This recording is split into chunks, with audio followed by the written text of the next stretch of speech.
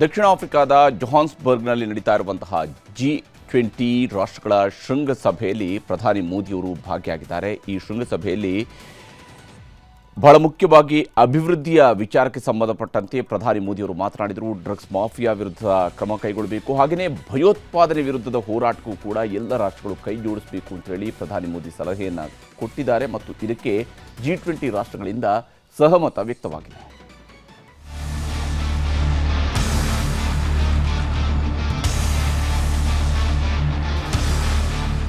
ದಕ್ಷಿಣ ಆಫ್ರಿಕಾದ ಜೊಹಾನ್ಸ್ಬರ್ಗ್ನಲ್ಲಿ ನಡೀತಾ ಇರುವ G20 ಶೃಂಗಸಭೆಯಲ್ಲಿ ಪ್ರಧಾನಿ ನರೇಂದ್ರ ಮೋದಿ ಭಾಗಿಯಾಗಿದ್ದರು.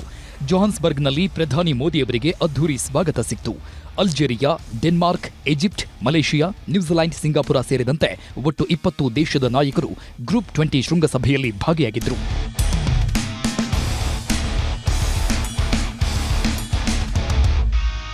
ಇದೇ ಶೃಂಗಸಭೆಯಲ್ಲಿ ಮಾತಾಡಿದ ಪ್ರಧಾನಿ ಮೋದಿ ಜಾಗತಿಕ ಅಭಿವೃದ್ಧಿಗಾಗಿ 4 ಅಂಶಗಳನ್ನು ಮುಂದಿಟ್ಟರು. G20 ರಾಷ್ಟ್ರಗಳ ಮಧ್ಯೆ ಸಾಂಪ್ರದಾಯಿಕ ಜ್ಞಾನ ಭಂಡಾರ ಸ್ಥಾಪಿಸಿ ಯುವಕರನ್ನ ಪ್ರೋತ್ಸಾಹಿಸಬೇಕು.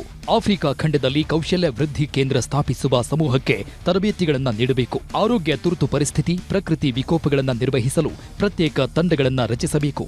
ಮಾದಕ ದ್ರವ್ಯಗಳ ಕಳ್ಳಸಾಗಣೆಯನ್ನ ತಡೆಯುವುದು, ಭಯೋತ್ಪಾದನೆ ವಿರುದ್ಧ ಹೋರಾಡಲು ಹಣಕಾಸು ನೆರವು ಘೋಷಿಸಬೇಕು ಅಂತ ಸಲಹೆ ನೀಡಿದರು.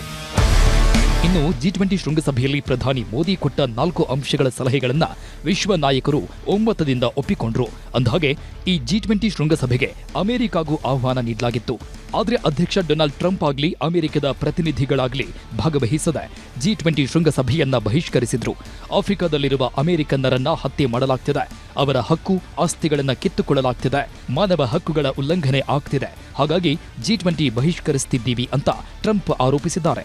ಆದರೆ ದಕ್ಷಿಣ ಆಫ್ರಿಕಾ ಸರ್ಕಾರವು ಟ್ರಂಪ್ ಅವರ ಈ ಎಲ್ಲ ಆರೋಪಗಳನ್ನು ತೀವ್ರವಾಗಿ ತಳ್ಳಿಹಾಕಿದೆ. Bureau report, news 18.